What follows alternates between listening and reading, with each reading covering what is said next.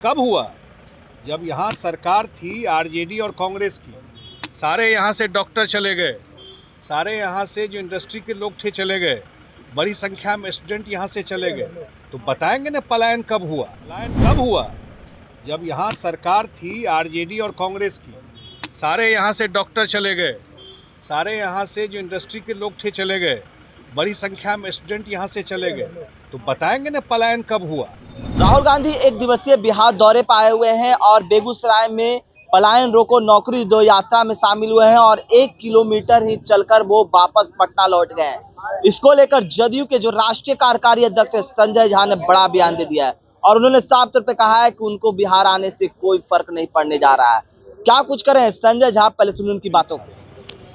तो कहाँ बोले लीडर ऑपोजिशन? बोलना चाहिए था ना, अगर लगा कि ये है।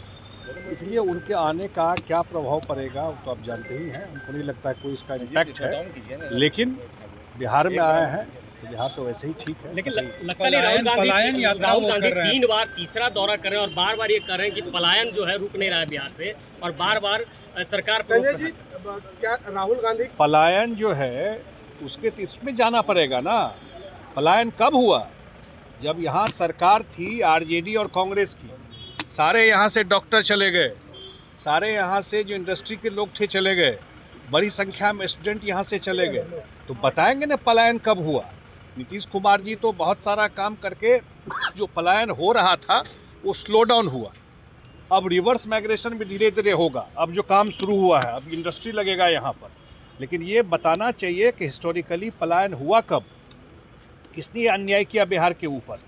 सरकार उनकी थी तो झारखंड और बिहार एक था। कभी फ्रेट इक्वलाइजेशन में बिहार में यहाँ कोई इंडस्ट्री नहीं आया।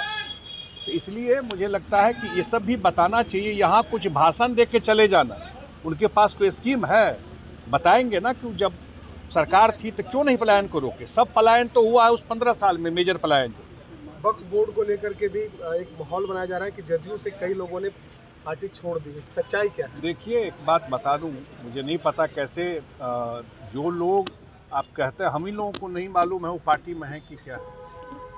अब इसको इस तरह से प्ले करना चीज़ों को, तो मुझे नहीं लगता है सही है।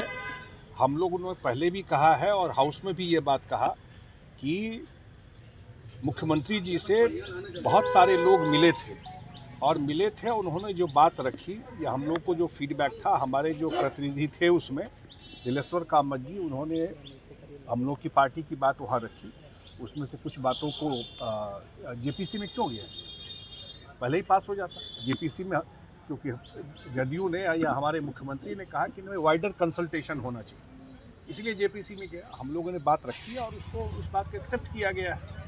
और जहाँ तक मुस्लिम समुदाय की बात है, 20 साल का ट्रैक रिकॉर्ड हमारा। तो आपने सुना जदयू के राष्ट्रीय कार्यकारी अध्यक्ष संजय झा किस तरह से बरसते हुए नजर आ रहे राहुल गांधी पर, और वहीं वक्फ जो बिल लाया गया है उसको लेकर भी क्या कुछ करे थे। उनका साफ तौर पे कहना है कि देखिए राहुल गांधी लोकसभा में कुछ बोलते नहीं है, बिहार आए हैं तो इसके आने से कोई फर्क नहीं बनने वाला है। लेकिन जिस तरह से 2025 का बिहार विधानसभा का चुनाव होना है, ऐसे में लगातार बिहार दौरा है वो देखने को मिल रहा है। विपक्ष हो या सत्ता पक्ष हो, लगातार बिहार को साधने की कोशिश कर रहे हैं। और वहीं पलायन को लेकर जिस तरह से सवाल खड़े कर रहे हैं कांग्रेस के द्वारा, उसको लेकर संजय झा कर रहे हैं कि उनके बीच में जाना पड़ेगा।